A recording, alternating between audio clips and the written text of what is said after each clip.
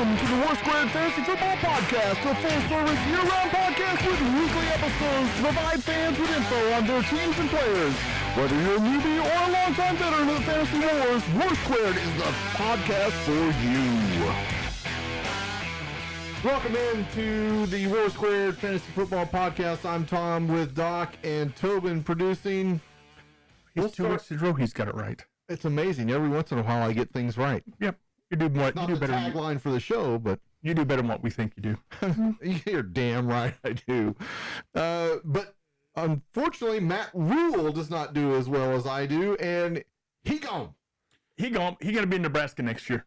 I agree. He got the KU football coach deal. I just saw a deal that he's going to be paid $843,000 a month for the next 48 months to not coach football. Okay. I'll do it for half. I'll be more than glad to do that job for you, and I guarantee that if I get paid that, you won't see me anywhere but an island in the Caribbean or someplace else for that 48-month period. I just want to know if he did You wouldn't see me ever again. There'll be hints that I got that, but I'll never announce it. But I just want to know if he did the Ed Ogeron and which door do you want me to go out? I hope he did. Which door you want me to go out? with that deep gravelly voice and that Cajun accent. Yes. But Matt Rule gone. Now they have a defensive coordinator is their acting head coach, Steve Wilkes. And the owner has said if he does an impressive job, the job is his. Do you know who He'll be considered. Wasn't he the bouncer on Jerry Springer? Do you know who he signed? Who's rumored to be coming in for a quarterback tryout there? No. Josh Rosen. Josh Rosen did get he is released available. by the Browns. Yeah. That would. He'll be on his, 32nd NFL team now? Close. Yeah. Trying to get them all checked off. He's got a bingo card going. That's Okay. right. Baker is out with a high ankle sprain. Looks like we're going to get the P.J. Walker show. And the rumors are the Bills' renewed interest in CMC. Which the Bills promptly said, that ain't happening, which means he'll be a Bill next week at this time. Bill said deny, deny, deny. By the way, we'll give you Cook and next year's second for CMC. How does that sound? Oh, they won't give up Cook. They'll give up Moss or Singletary. Or both. Or both. I would, if I were the Bills, I'd do it in a heartbeat. That solves their drafting error they made if they fix that position. I've heard the Bills are also interested in doing to block one Kansas City from pursuing that as well. They're about over the Clyde CEH experiment. That trade in a second, and the Chiefs have a lot of draft capital right now. Mm-hmm. Yeah, They for certainly sure. do. Whoever gets him, that's a game changer in the AFC. As long Yes, as he it stays is. healthy. Yeah. As long as he stays healthy, which the injury bug's starting to bite. Just ask Rashad Penny. But the Panthers say they're not going to trade him or DJ Moore, so we'll see what happens. Oh, if I'm the Panthers owner, they are both on the block. Everybody is available. Fire sale. Everybody is available. Tell Tobin you're available depending on what price we can get for you. As is Tom. It's like the old Kmart Blue Light Special, and it's even Carolina Blue. Exactly. But Rashad Penny, what happened, Tom? Broke his tibia. Just like we predicted, he always gets injured, doesn't he? He always And gets by the injured. way, A freak injury. I don't want people to get injured, but once they develop that reputation, it's hard to break, isn't it? No, he broke it pretty easily, it looked like. Oh yeah, That tibia went snap. crazy how it looked. I mean this guy. I just don't know. I feel bad for the guy. He's got talent. I appreciate the first round draft pick you gave for him last year. He's Italian. He's fragile. He is fragile. Yeah. I mean, yeah. I don't know if you what got else to Kenny say. Walker, he just became your starter, baby. Kenny Walker will be if he's available, he is the number one pickup. He's not available in a lot of leagues, but there are leagues he is available. He's available in 47% of the leagues. 47% as of this morning when I looked. Most of those are on Yahoo. Danger Russ goes to L.A. after the Thursday game, finds out he has a tear in his lat muscle near his shoulder, just like Dak did last year, but he's not expected to miss time. Let's ride. That's right. But the Broncos are hoping that he would. I don't know. The other thing, I don't know if you guys saw it or not, but one of the other things that was out there is they've put together a tape of all the throws he made in the Denver game, and like all but 6 of them, he never moves his head off the primary receiver. No, his read is... Yeah, ask KJ Hamler about that on that last play.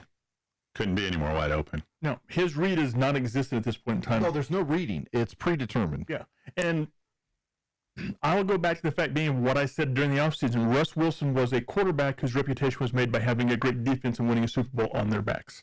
That's why he's still getting paid $45 million a year. That's why he'll get paid $50 million a year for the next 3 to 4 years. But he done. If you have him in fantasy, you need to upgrade. Geno's probably available.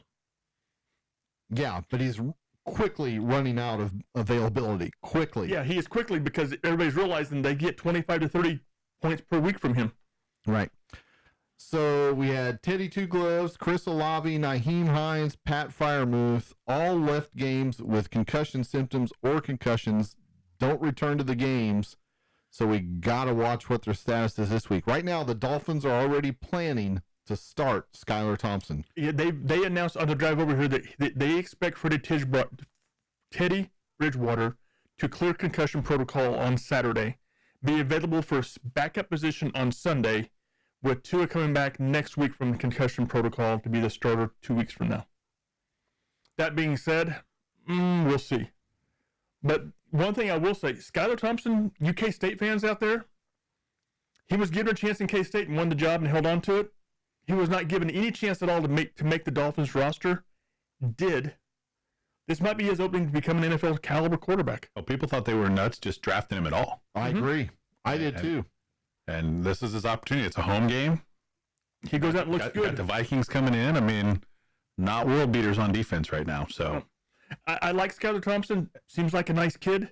And if he has a great game. If you have to be a step in, having Tyreek and Jalen Waddle on your side is not a bad spot to be. Doesn't hurt. Now, and Mostert in the backfield. Yep. Tyreek was a full participant in practice today, even though he was in a walking boot Monday. And then Mostert did not practice today, so just a little FYI there. Tyreek's faster in a walking boot than 78% of the league anyway. Oh, we could run a shuttle against him for 440, him in the walking boot, and he'd still beat us. And if he spotted us 220 yards. Backwards. If he spotted us, he's like the freeze with the rest of the NFL. Exactly. So we'll go to the recap of the Thursday night game last week. Colts 12, Broncos 9. It was ugly. Unless you had the kickers, this was a horrible game for you. Or defense. Yeah, I mean, it was unwatchable. I woke up the next morning and had to figure out who won the game. I didn't see the end of it. You didn't miss much. Well, other than more ineptitude. Nyheim Hines lasted 3 plays before he left concussed. Matt Ryan and Russ both looked like hot garbage. Matt Ryan threw like for 250, Russ for 275. Both had 2 interceptions. Ryan sacked 6 times. Russ sacked 4 times. You should just cut to the highlight of the whole broadcast, which was the Richard Sherman thing. Just go ahead and cut straight to it. Nobody cares about the rest of this game. So with Gordon in overtime, 4th and 1, they could get a first down without getting a touchdown, and they put the ball in Russ's hands to throw an incompletion. Whereas in Super Bowl, what was that, 51 or 49? One of those two. 49. He throws the interception that Malcolm Butler gets instead of running the ball. And so Richard Sherman just got triggered. And he's standing there in the postgame going, just run the ball. Just run the ball. Yep. And they should have. And that was the highlight of the show. You didn't miss anything else. All right, move along. Here, hold on. There's a stat here for you. If you run Melvin Gordon, he appeared in 53% of the snaps. Mike Boone, fresh upgrade, fresh signing, got 46% of the snaps. I think that number's going to change next week with Mike Boone being the person who is the primary ball carrier for the Broncos, if it really freaking matters, because I don't think it does. I don't forget know. Latavius Murray's in the mix now. You will probably have a Melvin Gordon revenge game against the Chargers. I would love to see that. Melvin Gordon. But that's just me, and I'm kind of strange like that. The next game? Ravens 19, Bengals 17 on Sunday night. Stop me if you've heard this, but Justin Tucker kicked a game-winning field goal. That's a bad man. Shocking. Say it's not so. The most impressive thing about his kick, a dead center kick, is 26.52 inches. Or feet, whichever one it is. His kick was 26.67. So if the goalposts were 18 inches wide, he would have made it without touching either side. That's a bad man. He's the best kicker in NFL history. It's like giving him a scope. He's a sniper. Yeah. From inside 50, just count it. But watching this game, there's two things that really stood out. Can the Bengals get any type of creativity on offense? Well, they can, but remember, T. Higgins only played 10 snaps. Correct. So it's a huge step down going from T. Higgins to Tyler Boyd or T. Higgins to Mike Thomas. I don't disagree, but you think they would find some more inventive ways to get the ball in Jamar Chase's hands? Well, kind of like what the Vikings are doing with Jefferson right now. Bengals aren't. Yeah. Your best weapon is Chase, and the ball's not in his hands, but maybe 5 times a game right now. But you're talking about the Vikings played the Bears, the Bengals played the Ravens. Which one has the worst offense? The Bears, worst defense, the Ravens or the Bears? The Bears. The Bears defense is terrible. Not much worse than what the Ravens defense has been. No, the Ravens are still a top 10. Yeah, I'd much rather probably 7 or 8. The second thing is much rather face the Bears. Lamar Jackson, got to learn to get rid of the ball faster. He tended to hold on to it a lot in this game and paid the price for it. Yeah, but that's part of why he bulked up. I mean, he only had 174 passing yards. He threw the 1 touchdown to Mark Andrews, 8 for 89 and 1 for him. Mm-hmm. Lamar ran it 12 times for 58 yards. So that makes me also think, even though they're not saying it right now, if Lamar's going to do that, Taysom Hill's going to eat him up, just like he did in this week's game. He's going to eat up the Bengals in the Superdome. Mm-hmm. Like I said, T. Higgins only 10 snaps. Chase 7 receptions for 50 yards. To your all point, bubble screens, all stuff less than 5 to 10 yards from the line of scrimmage. Yeah, they're just trying to get him loose. I mean, it's one of those things that they keep showing it, and they're like, okay, well, they played this guy over the top here, but he's not always going to play over the top, or he's going to get rubbed. I mean, a Jamar Chase blow up is coming. We just don't know when it's going to be. Be more creative in offense. Look at the tape of Jefferson, how the Vikings are using him, and become creative. I mean, the play to Hurst, where Hurst scored his touchdown, was a very creative play. And one hell of a play by Hurst. Yeah. But this is one of those games that came down the last second field goal. Tucker made it. Cost me a win. Cost me being... Yep, that game sucked. Yep.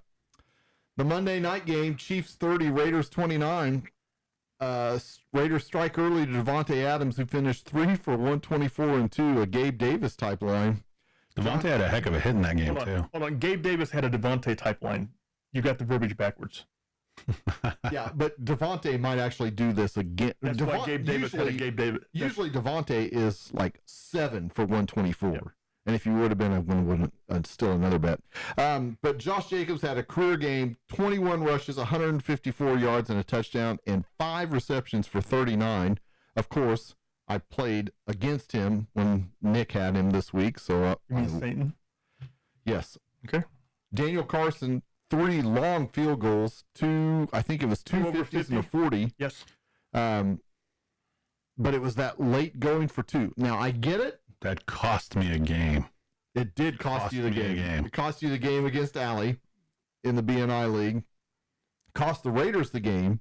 It didn't cost Raiders the game because I don't think there's any way the Raiders would stop the Chiefs on offense at all. Which is why they went for it. You got to go for the old adage was on the road you go for 2, at home you go for 1. At the end of the game, there was still like 7 minutes left. I mean, that's really early to shoot that load. And I don't disagree, but by having that, it makes you mentally more comfortable. I think it took the air out of them. It might well have, but it was an interesting game for the Raiders. The Raiders' offense looked productive, minus Darren Waller. Oh, I think that's why you saw Jacobs so much, because with Waller gone, they had to find some place to go. They've got Adams and Jacobs, and that's it on offense at that point in time. Yeah. Renfro's still recovering from the concussion, which he should be fully back from this week. I don't know. That last play, he might be reconcussed with him and Devontae. Right, for sure. Yeah. That was... now, of course, one of the other things here is that Devontae had his issue after the game. He pushes a guy down. They've now filed a police report. I hope the NFL doesn't suspend him, mainly because I still love Devontae Adams. They say 1 game. More than likely, they're going to pick. When we go to Vegas, can we suspend him for that game? No. The last game of the season? Yeah. Or next to last? No. Yeah, I mean, I hope it's just a fine. And let's be real. The guy kind of He's frustrated walking out the field. This guy kind of cuts him off, and Devontae pushes him. Should he have pushed him? No. Was it a violent attack? No. It was one of these things like you're walking in front of somebody at the mall and they cut you off and you bump into him and you push him and get out of the way. Why are they pressing charges? Oh, because he wants to get paid. Right. That's why. It's solely a cash grab. Yeah, Because it was caught by cameras, and it's there's he's going to get paid $50,000. And by the way, the guy says he has whiplash injuries with back injuries and cervical spine injuries. Sure. I'm telling you, I treat that stuff all day long. There's not enough force to cause that type of injury since he didn't hit anything, and there's not enough energy going into it. And he didn't make contact with the retaining wall or anything like that. It's football players get hit harder than that getting up out of bed, getting their pads on the locker room. One of the things they compared it to was last week's Sunday night game where Bobby Wagner hits the fan that runs out there, and that's different. That fan trespassed and deserved what he got. Yeah, it's. I wonder if the divots are still there. It's crazy. I don't like any of this type of stuff. It's a legitimate cash grab by these people trying to get something because it was on TV and they have video evidence. And that's our opinion. And as we learned in the Ray Rice situation, if you have video, it's always going to be worse than what kind of like Draymond Green when hearing about the event, right? I don't get him a UFC gig when he's done in the NBA. CEH, he done.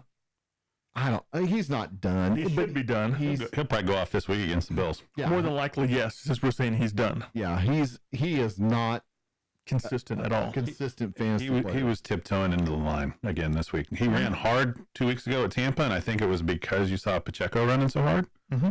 And CEH was back to tiptoeing in and then trying to dive in the hole. He's just not that quick. No. He also didn't get any swing pass game. I mean, that's where he's strong. Yeah, but Pacheco's going to get more and more of his snaps. I agree. And then we'll have to mention that Kelsey was 7 of 25 for 4 touchdowns. That's efficient. That is incredible. The magical disappearing tight end appeared for 4 touchdowns. To get 9 points from your PPR and your yardage, and then blow up. I mean, what was he? 35 plus in every league he's in on a PPR. More than likely, yes. Yeah. He was. That'd be 33. 33 and 33 and a half. Yeah. 25 yards of work. Yep. It's crazy. Great stat line. 7, his mom's birthday. Come on, what do you want? Yeah. Next game, Titans 21, Commode 17, King Henry 28 for 102 and 2 touchdowns. Kind of like we said, a little bit short on the yardage, but had 2 for 30 receiving. Helped control the clock, and if King Henry keeps getting these big passing plays, he's going to be unbelievable. Yep. What's amazing about him, they actually started using him the way we suggested that they start, which is, I'm sure that we have nothing to do with that. But putting the ball in his hands in the passing game has completely opened everything else. Bob Trees had a pretty good game. You don't think Vrabel's listening to this when we upload it? Yeah, probably not. Oh. I'd go on a limb here and say no. All right. Wentz was 359 and 2 touchdowns, but threw the interception with 5 seconds left. I mean, Okay, Carson, here's the deal. You threw for over 300 yards, right? So did the last 2 guys that played the Titans defense. We can't stop you from playing catch with your sister. Yeah. Throwing it to J.D. McKissick and thinking that's our best option is not high on any of our list. De'Ami Brown caught both of the touchdowns. Those were his only 2 catches on the day. It'll be his only 2 touchdowns for his career. There were his first career TD. That in his 20th game. In his last, probably. Yeah, Terry McLaurin his career is being wasted here. Good news on the Commode side. Brian Robinson did return. He led us in rushing with 9 for 22. Let that sink in for a minute. 9 for 22 led the way. And that should tell you everything about the Commode. That's the whole season right there. Yeah, and no, we got floaters in there. That didn't all go down. The dreaded Klingon. They got McNuggets. Corn. Eagles 20, Cardinals 17. Cards missed a tying field goal at the end of the game. Same kicker that Kansas City cut post Indianapolis misses. Now he's cut again looking for a job. Yeah, that dude's got he is. Bad tape right now. He's going to have to. He's got a suitcase that says, "We'll travel from food." Right. As Doc said on the text chain, Kyler screwed this up by not rushing the for the first down after he thought he had one more step. spiking the ball. All you had to do is take one more step and and don't spike the damn ball. Know what down it is. When you see that and you remember what was in his contract, 4 hours of study and tape. you realize there's a reason they put that stuff in there. Because he's too damn busy playing video games. It's widely known. I mean, he's a big-time gamer. I mean, if you're getting paid $30 million a year, quit gaming. Yeah. During the season, quit gaming. Do your job, study tape, take care of that, because that's what's paying you the ability to make where you can go play games. You're assuming there's common sense involved here. Yeah. Take care of your primary source of income before you build others. So he was 250 yards passing, 1 touchdown. Threw that to Marquise Brown, who was 442. I'm sorry, Kyer was 442 on the ground. Brown was 8 for 78 and 1. Marquise Brown is the number 6 PPR wide receiver, people. Marquise Brown has put it together this year. The only rap that he's really had the last few years is, can he stay healthy? Yeah, it'll be interesting after we get through this week and you see Hop come back. Does that elevate Marquise because now the defenses have somebody else to look at, or does that cut into it? I don't know. I mean, he's number 6 right here with 1 week to go till Hop comes back. I've heard a lot of speculation that DeAndre Hopkins is not DeAndre Hopkins. That, his performances before he got injured last year, he's lost a step. Were all on the decline. He's lost a step. He will make the big play, but he's not going to make the little plays all the time. Yeah. And they probably won't throw him the jump balls because they don't need to. So, for the Eagles, Hurts, 239 yards passing, 15 for 61 and 2 rushing touchdowns. Goddard was the big target with 8 for 95, and Devontae Smith, a PPR darling, at 10 for 87, but A.J. Brown did like nothing. 3 for 32. They rotated the defenses towards him and let Devontae Smith and Goddard kill him rather than him. Yeah. I mean, So you're saying he got the Tyreek and Jamar Chase coverage treatment with the rolled safety all day? Yes. Yeah. Which I would do the exact same thing. You take the primary weapon and make somebody else beat you. And the Cardinals, quite honestly, if they had an offense at all, they would have beat the Eagles, but they didn't. Now, if they'd assigned a better kicker, they'd have probably beat the Eagles. They would have at least tied him. Yep. Cowboys 22, Rams 10. Of course, Cooper Kupp was 7 for 125 and a touchdown. But you got to give them their props. They're 4-1. Did that hurt to say? No. All right. I have no problem giving the team their props when they deserve them. Yeah. I think he's going to break down this year. He's always kind of walked like John Wayne on the field. He's always kind of got that hitch and get along until they say hut, and then all of a sudden he's 20 yards into the dust. Did you see him just not turn on the jets and leave everybody pulling away?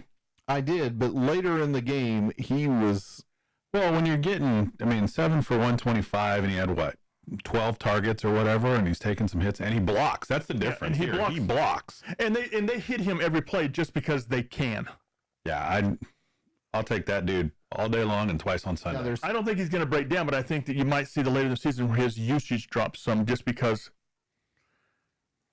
It depends on whether they're in contention. The Rams aren't going to be in contention. With that offense, they've got to go find 2 or 3 parts and clean the spark plugs to get that offense running. Well, they think they may be on their 4th center this week. Yeah. Matt Stafford, 308 for 1 after the Cooper Kupp pass, which I don't know if you guys saw it or not, but Cooper Kupp reached his arm out and stopped it and kind of popped it up so he could run into it and then took off with it. Matt Stafford's looking over the sideline like, yeah, did you see what I did? And I'm like, dude, you didn't do squat. It was all Kupp. That was a crappy Detroit-level Matt Stafford pass. And that's why Cooper Kupp is the best wide receiver in football. You're not wrong. Yeah. There was one stat, I don't know if Doc saw it or not, but at one point during the game, the Rams had like 192 yards. 127 of them were in Trayvon Diggs coverage, and 65 of them were the rest of the time. Am I supposed to be surprised that Tavon Diggs gave up 100 yards receiving? No, but I'm just saying that's like one of those things where it'd be like, that is a Doc stat. Doc thinks Trayvon Diggs is hot garbage, and And you proved me wrong. I cannot. If it wasn't for his ball skills, he wouldn't be in the NFL. That's what she said. She's not in the NFL either. Tyler Higbee right now is the only other Ram you can feel good about playing. For the Cowboys, CeeDee Lamb was okay, 5 for 53. He spent less than 40% of his time being covered by Jalen Ramsey. Dallas D with a strip sack for a TD was the big thing, 5 total sacks and an interception. Pollard had 8 for 86 and a tutty, but that was on a 57-yarder that he broke loose on. So, yeah, but Dallas defense is what's winning them games right now. They keep going back to what makes Dallas successful now. They're turning around and handing the ball off to their running backs. They're not putting the game in the quarterback's hands. They have to win it like they do with Dak. 105 yards for Cooper Rush in this. And that's a winning formula. Hand the ball to running backs. That's a winning formula, Cleveland. Well, they're not paying Cooper Rush $40 million a year like they are for Dak. And if they ran the offense like they should have, they wouldn't be paying Dak that either because he would never have thought he was worth that much. True that. Chargers 30, Browns 28. Nick Chubb, save me betting wise, was 17 for 134 and 2. Hunt was 11 for 47 1. Saving Chubb, which is dumb. Cleveland, trade Chubb for a wide receiver. Trade Hunt for a wide receiver? Yes, not Chubb. Trade Hunt for a wide receiver. Quit saving Chubb and hand the damn ball. They might need to get another quarterback. I heard Deshaun was trying to get traded to the Giants now. That's what we heard too. It appeared so. So that was about a meme that Tom sent to us over this weekend. It did. Was it Tobin? Yeah, it was Tobin. I'm sorry. But there's a stat that's made its way around Twitter today and Wednesday as we're recording this, talking about how Kareem Hunt has more red zone rushes than Nick Chubb. Mm-hmm. Well, Nick Chubb's first touchdown was a 49-yarder. Yeah, they're not getting in the red zone when he's scoring. He's doing it. He's ripping it off in 35+ out one time a game. But then when you go to the green zone, which is the 10, Nick Chubb's like almost 4-1. Yeah. Well, he should be. I don't want to tackle him. Cleveland, trade Kareem Hunt for a wide receiver. Put another piece in the offense instead of trading for another linebacker. Well, and correct me if I'm wrong, but they still have Dearness Johnson sitting in the 3-hole, right? Yes. Oh, yeah. I mean, your best trade asset right now is Kareem Hunt. Get a wide receiver. Call Buffalo. Hey, Buffalo. Send me one of your wideouts. Mm-hmm. Send me one of your wideouts. Here you go. Wideout and one of your backup running backs, and you can have an NFL starter. Right. Yeah. Amari Cooper, 7 for 76 and a tutty. Njoku, 6 for 88. So as long as Brissett's in there, they are usable, but Brissett is not. Brissett is horrible. Ooh, brutal. Austin Eckler killed it, 16 for 173 and 1, and 4 for 26 and 1. Austin Eckler, over the past 3 weeks, leads fantasy football in points and point production, above Josh Allen, Patrick Mahomes. So he's on a tear right now. Yeah, until he hurts a hamstring coming up soon. And that is exactly what can possibly happen. That's the only thing that stops Eckler every year. A niggling injury like that. He's not big enough and doesn't carry enough pop to carry it 25 times a game. Or have enough speed. He was caught on what would have been an 80-yard touchdown. Yeah. He's good. But he's not real big, he's not real strong, he's not real fast. But look at the numbers you put up. Yeah. Holy crap. Yeah. I want to go back to one point. Nick Chubb touched the ball on offense, rushing the ball 17 times. That's about 8 times less than what he should have. Cleveland, give him the damn ball, you'll win a game. It would help. Justin Herbert disappointed in this. I think he only had like 180 yards, 230 maybe. But he got the W. Big Mike did the deal, 10 for 134. So as long as Keenan Allen's out, you need to start Mike Williams. Mike Williams is a must start at this point in time until Allen comes back. Yeah. The other big thing in this is Brandon Staley almost blew it again, going for 2 in the fourth quarter. Yep. Seeing Allen's response on Twitter going, "What?" Right. Literally, it was what with about 20 exclamation points. What are we doing? 4th and 1 at your own 48? Right. Put the damn ball away. When you have less than a field goal lead, it's crazy. We'll go to the really crazy game of the Who day. cares? Bills 38, Steelers 3. Josh Allen had his best day passing ever. 424 yards and 4 touchdowns, 5 for 42 on the ground. Started the festivities with a 98-yard TD pass to Gabe Davis, followed it up with a 62-yard TD pass to Davis 4 drives later. As we talked about earlier, Gabe Davis 3 for 171 and 2. That's like a 53-yard average per catch. Yeah. And I remember last week I was asking, "Where's Gabe Davis, Tom? Where's Gabe Davis?" And you're going, "I don't know." Well, we found Gabe Davis. We found him hitting his head on the end zone on the crossbar. Did he get concussed? 56-yard average. I mean, Jesus. Steph Diggs even got his 8 for 102 and 1. No one else in Buffalo is reliable. I mean, I know he put up, Khalil Shakir put up good numbers filling in, but it was all garbage. James Cook had a garbage touchdown. Kenny Pickett ended up with 327 yards passing. Garbage time. All in garbage time. Pickens 6 for 83. Like we said, now that Pickett's in, Pickens is going to be your PPR guy. Deontay Johnson still got a lot of run, but so many passes were 1 foot out of bounds. And if you drafted Najee Harris, nice pick. Yeah. Future's bright in Pittsburgh, but it's going to be a long season. This year and next year are going to be long, I think. Because until they get that offensive line fixed, they're going to have issues. And TJ Watt's out this week with a knee issue again. He decided to have knee surgery while he's out with his pec tear. So he thought, what the hell? I'm going to be out anyways. I might as well go ahead and get this cleaned up because I'm not coming back soon enough. It's kind of like when you take the car into the shop for an oil change and you end up with tires and brakes and all that. You took it to Jiffy Lube, huh? Yeah. The air filter, the $97 air filter. They go for the $15 oil change and you walk out with a coupon. deep. Yeah. $5 air freshener. The first game of the day last weekend was Green Bay versus the Giants.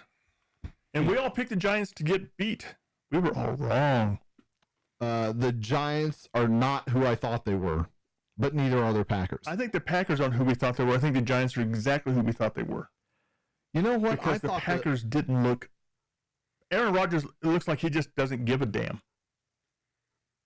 I agree.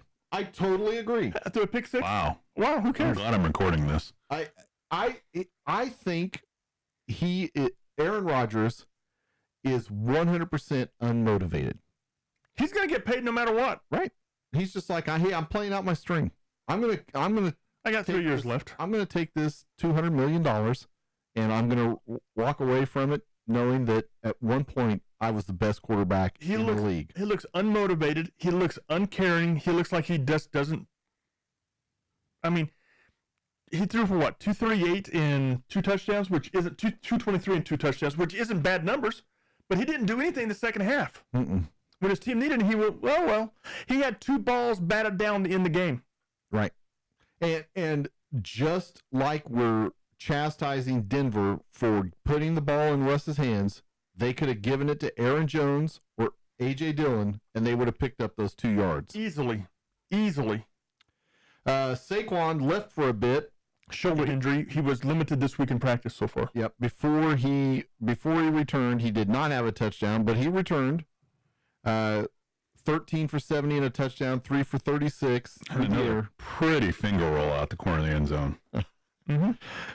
Reminds me of Ryan Tannehill. He should have had 2 touchdowns. He should have, but his shoulder was sore. Patriots 29, Lions 0. Lions led the league in scoring at 140 points. They're still at 140 points. Belichick is still rent-free in somebody's head. They led the league in points allowed and still do. Now they're up to 170. What do the Oklahoma Sooners and the Lions have in common from this last weekend? The only 2 teams that didn't score? Pretty much, yeah. I mean, like Tom at prom. Incorrect. Ramondre Stevenson went wild, 25 for 161 and 2 for 14. No TD. That went to Jacoby Myers. Please tell me you're not relying on a Patriots wide receiver. Please tell me you're not relying on a Patriot anything other than maybe their defense. Ramondre Stevenson is the guy to rely on. Damian Harris hurt his hamstring. He's going to be out probably a month.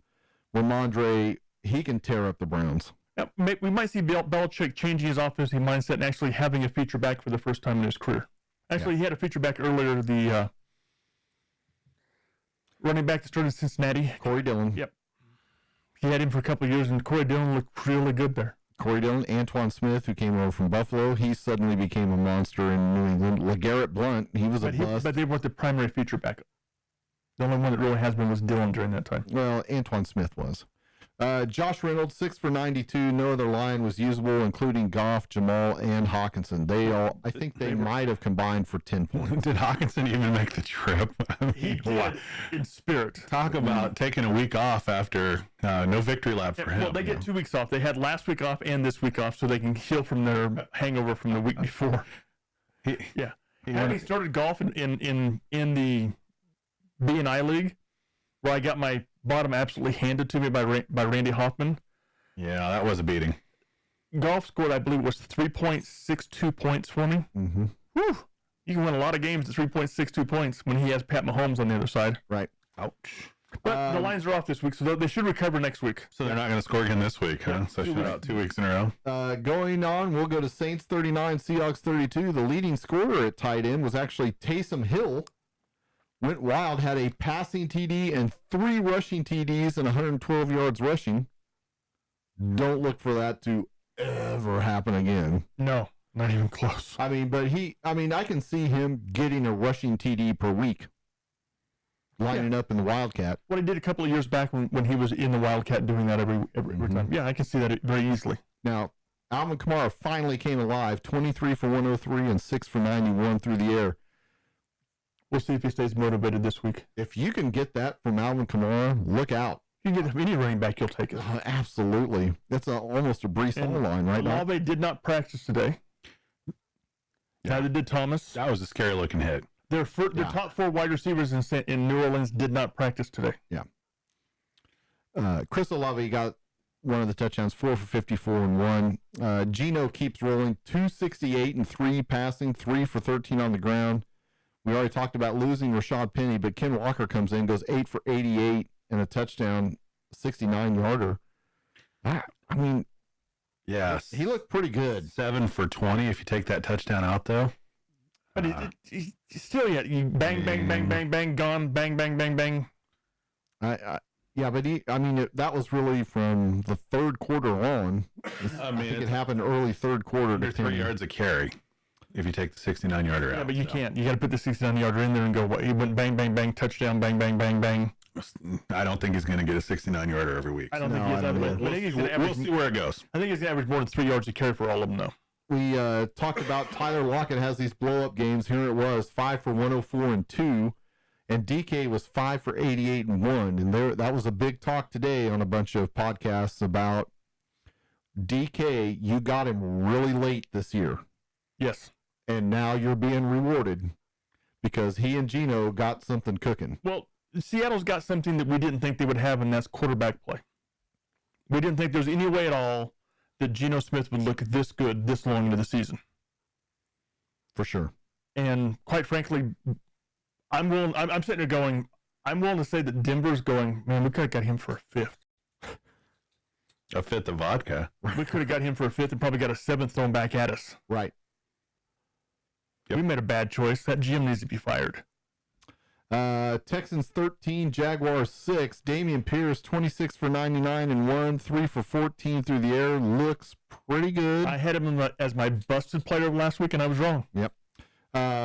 Nico Collins made an incredible catch, jumping up over a defensive back and taking it away. I think he's taking over for Cooks at lead wide receiver. If Davis Mills develops or they get a quarterback who can play there, they've got 2 of the 3 triplets they need. Remember, I talked about Nico Collins when we started this season. He's a big dude. He's like a 6'3", 220 guy. 4, yeah, he's like Corey Davis. He's not a small man. Not as fast, but he's like Corey Davis. For the Jags, I don't understand why they're switching up their game plan. They split carries between Etienne and Robinson. Etienne 10 for 71, 3 for 43. Robinson 10 for 27, 2 for 12. They were 2-1 with Robinson getting 17 to 20 carries. Now, granted, Etienne was explosive. I mean, Etienne's what we thought he was. His runs were great, but they're going to come regardless of whether he gets 5 or he gets 10. Mm-hmm. I don't disagree. The other big surprise here, I don't know what they were doing to Christian Kirk, but they took him away. 1 for 11 on 3 targets, but Marvin Jones was 7 for 104 on 11. They put Stingley on him and rolled a safety his way like they did with every other receiver who's the number 1 receiver. The only other thing here to mention, and remember for when they play again this season, this is now 9 times in a row the Texans have beaten the Jaguars. And the Texans own the Jags own the Colts. And Aaron Rodgers owns the Bears. Yeah. Supposedly. So we got it all figured out now. week. Five ownership. Vikings 29, Bears 22. David Montgomery came back 12 for 20 and 1 on the ground, 4 for 62 in the air. Justin Fields wasn't totally worthless. And Cole Kmet may be nearing playability. Same thing with Darnell Mooney. No, there are no Bears you can start right now, not even their defense. Fields is improving, though. I saw some improvements. Well, I watched this one on fast forward on NFL Network and without the commercials, and you can see it. He's going to make a great Taysom Hill one day. Maybe. I don't think he'll ever be moved over like that. No, he won't be, but he should be. The only thing I say, Cole Kmet, there's not good options out there at tight end. I mean, if he can go back to being 5 for 39 or 4 for 46, that's a win at tight end most weeks. It's Travis Kelce, and then it's a whole different planet. It's a Travis Kelce minus the 4 touchdowns. Yeah, right.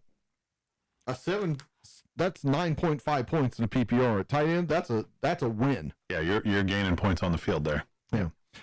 Story, of course, Justin Jefferson, 12 for 154, threw a 23-yard pass to Dalvin Cook. He rushed for almost 100, 17 for 94, but 2 touchdowns. I saw part of this after a round of golf, and I was sitting in the barn grill watching, having a couple adult beverages. They popped a stat. It was right before halftime, and he was 9 targets, 9 receptions, and like 123 yards. And this was like going into half. I'm like, And he's in the Cooper Cup offense. He's in the offense that Cooper Cup was in last year, and it's starting to show off for Jefferson. They're creating ways to put the ball in his hands, and they're being rewarded, which is what Cincinnati needs to do, which is what every team that's got an explosive wide receiver like that needs to do, and they're not. Yeah. Jets 40, Dolphins 17. Teddy Two Gloves got knocked out on a safety, and the Jets started rolling. So did Breece Hall, 18 for 97 and a tutty, and 2 receptions for 100 yards. One of them was a 71-yarder that set up Michael Carter's to steal one of his TDs. The 29-yarder set up Michael Carter to steal the second of his TDs. we needed some oxygen after those big games. Michael Carter's now the touchdown vulture. He is. Absolutely is. Who did that used to be? It wasn't Malcolm Brown. But Jerome Bettis. Somebody came in and would take like Marshall Faulk's 1 yard. Yeah, I can't remember who the guy was. Zach Wilson to me just looks okay. But the team looks more energized with Zach Wilson on the field. I agree with that. Right. Well, they have won games this year. So it's just like with the Giants. When you're preaching change and you start winning games, you start to get buy-in. Yeah. And when that happens, that's when things turn around and everybody gets on board. And they had one hell of a draft to put 4 starters in and 2 on offense and 2 on defense that are impacting them dramatically. Yeah. As Doc has pointed out many times before this, Buffalo, Philadelphia, you guys missed the boat.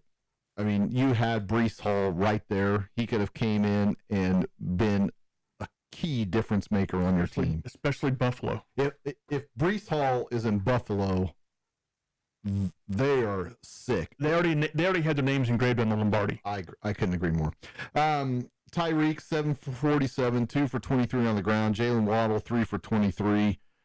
Until Tua gets back in there, I don't know how you play Waddle. It's almost the case I don't know how you don't, but I don't like playing him.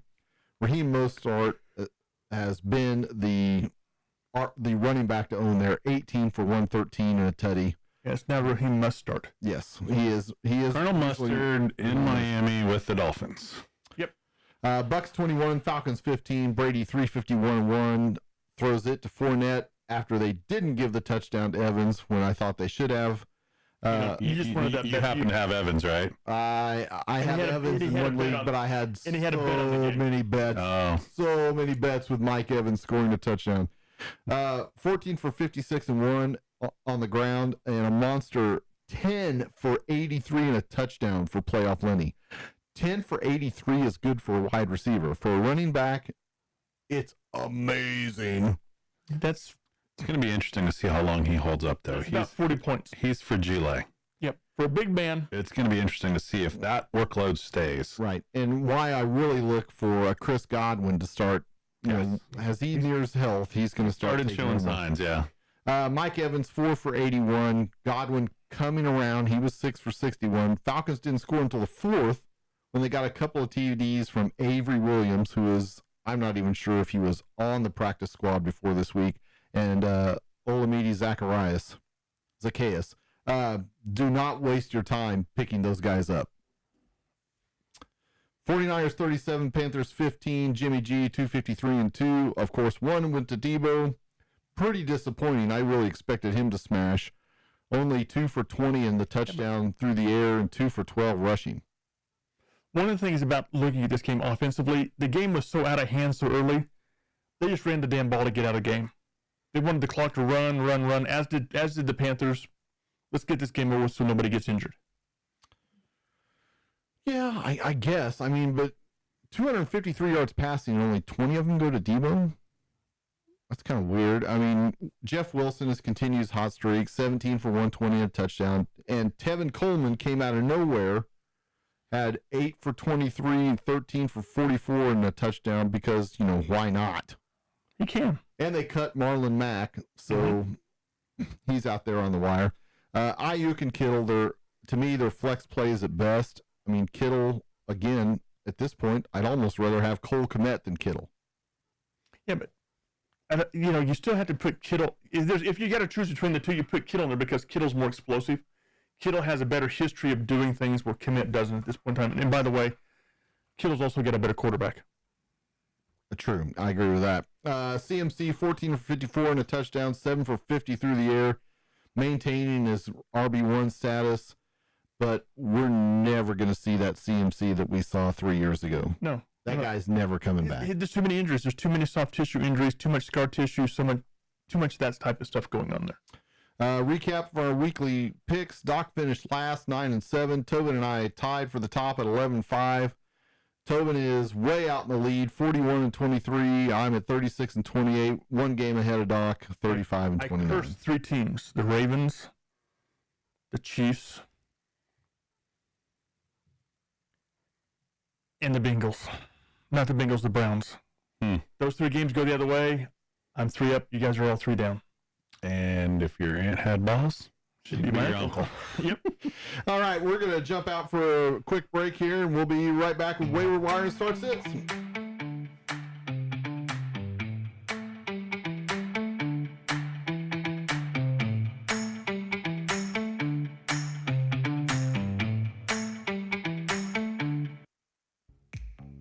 After you've listened to War Squared and have your lineups locked in for the week, we invite you to go over and check out 3 Dogs and a Dude. It's a podcast inspired by 3 crazy rescue dogs and their dude who like having conversations with interesting people.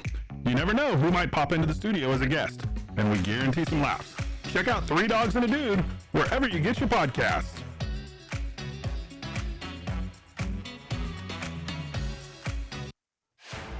Indian Media Productions is your one-stop shop for all of your media creation needs. Whether it's producing a podcast like the one you're listening to, or maybe you just need some video for your social media and websites, sales and promotional videos, or even TV commercials, we've got you covered. Check us out at IndianMediaPro.com.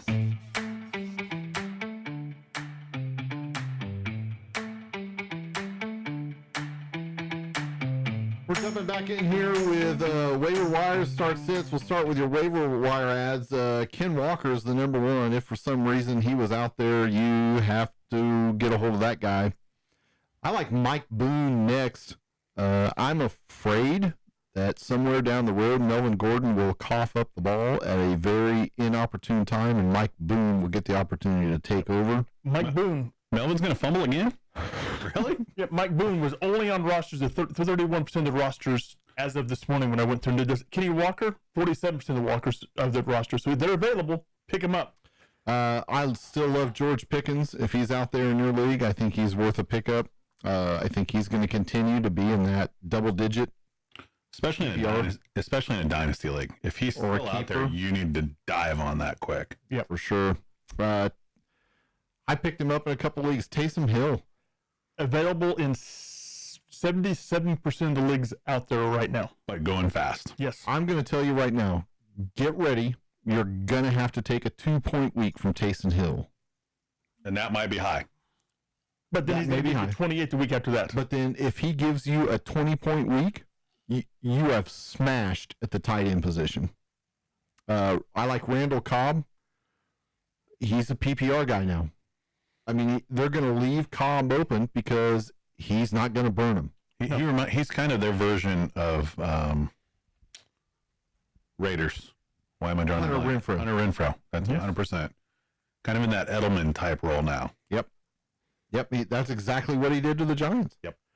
A lot of people, me included, have picked up Eno Benjamin this week. Available in 89% of the leagues. Uno, however you pronounce it. Draw 3 cards. So here's the deal.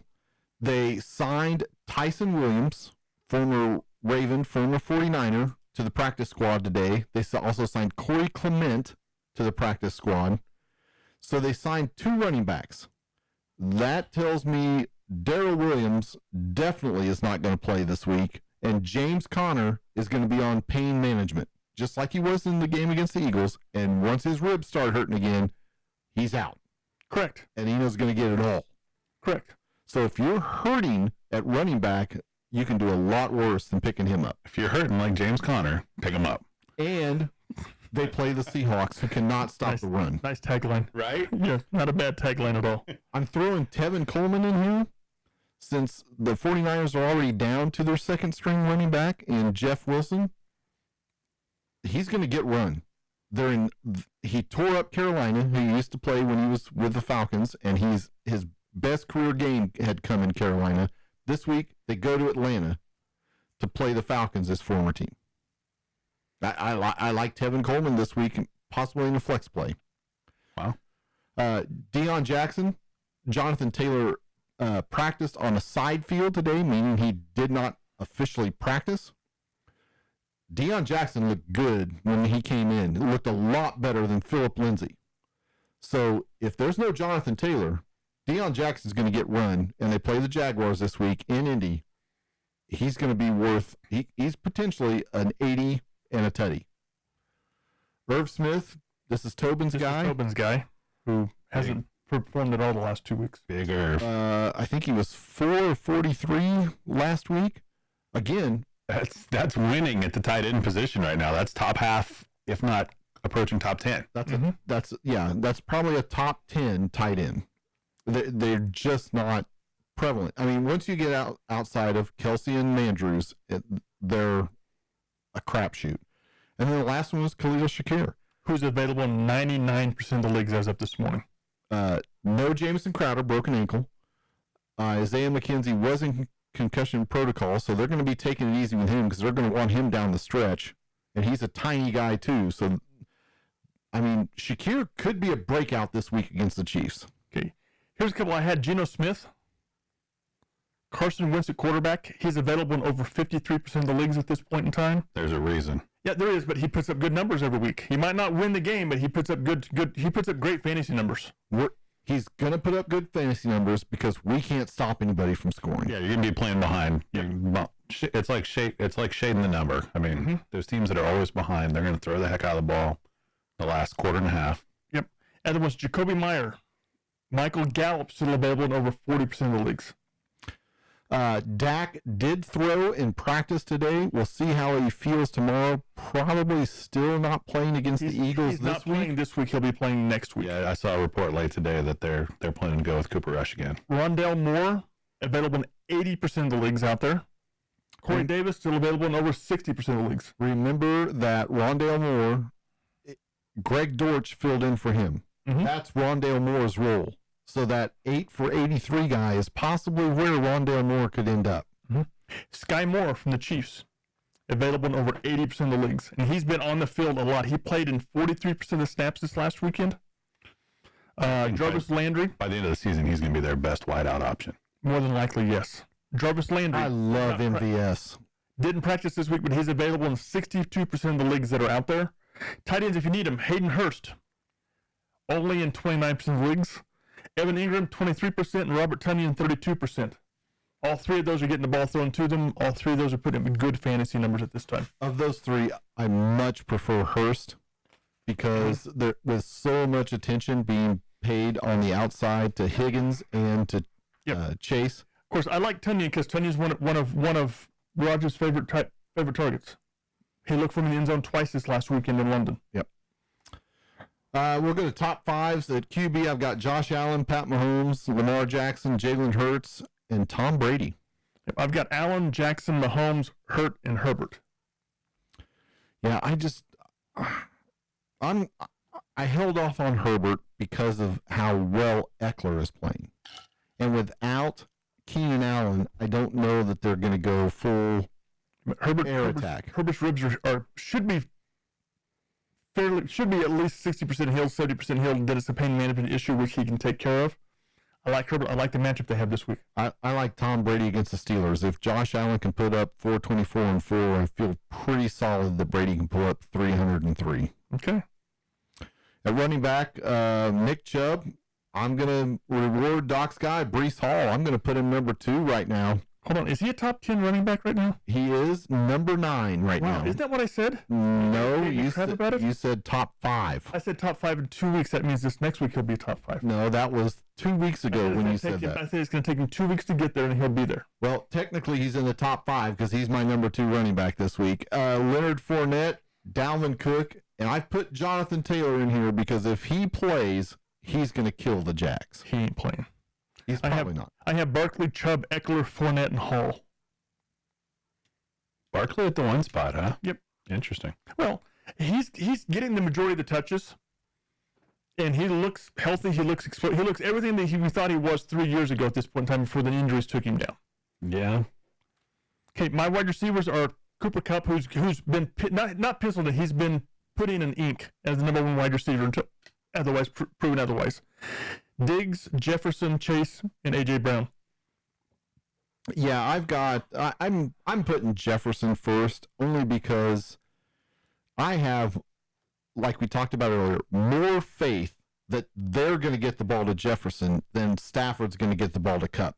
Stafford's going to throw it to Kupp, but I do not trust Matt Stafford to get out of bed right now. I put Stephon Diggs 3. I'm putting Mike Evans at 4 because he's going to get 2 touchdowns this week. He's mad he didn't get that one last week, and the Steelers can't stop anybody. If Gabe Davis can have 170 and 2 touchdowns, I don't see why Mike Evans can't. And then I'm putting Marquise Brown in here until further notice. I can understand why. He's having a hell of a year. Yeah, when you're getting force-fed 8 receptions, that's a monster. At tight end, you got to put the man, the myth, the legend up there, Travis Kelce. I'm gonna make a motion here that we cut this to the top 3 on tight ends every week. Probably a lot more. Probably a lot. Actually, you can pretty much go to the top 4 plus 1 because. Well, actually, we only need to do probably the top 2, 3 through 5 because the top 2 are Kelce and Andrews. Yeah, exactly. And it's not going to change. No. So you can just pencil us in. The first 2 are Travis Kelce, Mark Andrews. It's a pick 'em. Of course, you probably rather have Kelce just because the touchdown upside is immense. Yep. Whereas Andrews is maybe he'd have 2. Mm-hmm. Kelce, it's like, I don't know. How many is Pat going to throw? I'm going to say half are going to go to Kelce. So who's your 3, 4, and 5? Ertz, Goddard, and Hayden Hurst. I have Goddard, Ertz, and Kittle. Yeah, and now that Pitts is healthy and listed as probable for this weekend, you got to put him in at number 17. I was going to say, he's going to be the best blocking tight end in the league right now. I don't know what to do What with a this right now. disappointment in the fantasy world that he has been this year. My sleepers for guys who should outperform where they're ranked: Aaron Jones, Ramondre Stevenson, Melvin Gordon in a revenge game, Christian Kirk, he got off on the Colts in Jacksonville, and then Darnell Mooney. Only because he's playing the Commandos? Absolutely. I have Miles Sanders in this list. I think he's going to have a very good game. Right. I also believe that Kenny Walker's going to have a very good game this weekend. And he might. Yeah. Like I said, I got to put Darnell Mooney in here. If he's going to have a blow-up game, this is it. If he doesn't perform in this game, he's damn near moved to Cutsville for me. And I think Mike Gesicki's going to have a good weekend as well. Ugh. I don't know if I can trust any Dolphins receiver right now with Skylar Thompson throwing. Yeah, nobody. I don't think you can play anybody outside of Hill and Mostert. As far as league recaps go, in the Dynasty League, I lost to Ross because the last Devontae catch didn't count. That was 0.4 points. The bigger news to me was Billy lost to the Trogs, to the boys Marty and Brad. Because Waller let him down. Well, because Billy had Waller and the Trogs had Kelsey. Yep, that was the difference in the game right there. Yeah. Seth took over as the top team. And I won. And I moved into pancake range. You're not just in pancake range, baby. You better start ordering some at this point in time. Every week, I've just been everybody. I think the average score against me is like 140. You're the anti Ross. Ross is somebody who scores low. Everybody scores high. I mean, look at my points scored, and I'm pretty happy with it. I've had one really crappy week, but there's still a long ways to go. I think it'll average out. But Seth is now the top team in Dynasty League. God, that's painful to hear. That is. The BNI League, you're all welcome. I stormed back to take the win from Joe Ernest. That's the only person that's beat him so far. I'll beat him this week. Okay. Half my team on bye. Yeah. Good luck with that. Doc, like you said earlier, got rolled by Randy. Randy's team right now is insane. I didn't get rolled. I got rolled, hammered, taken behind the woodshed all at the same time.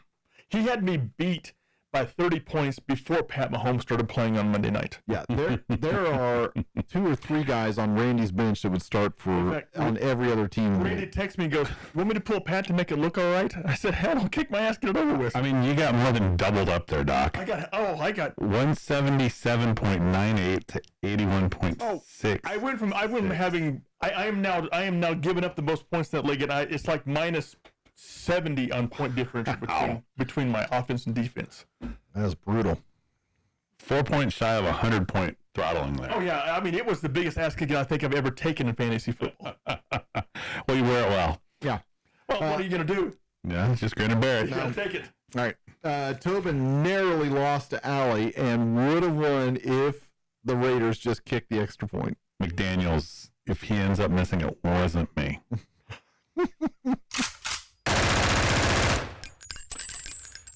In the Scott Fish Bowl, I won handily 179 to 123 with Darren Waller taking a big fat 0 in my lineup. And Doc's right.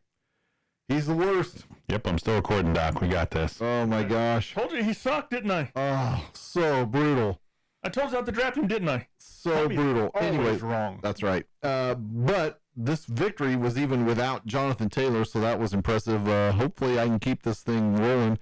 I did make a couple of pickups this week, so we'll see. And in the Agents League, it's my week to get Satan, and of course, Nick just went off.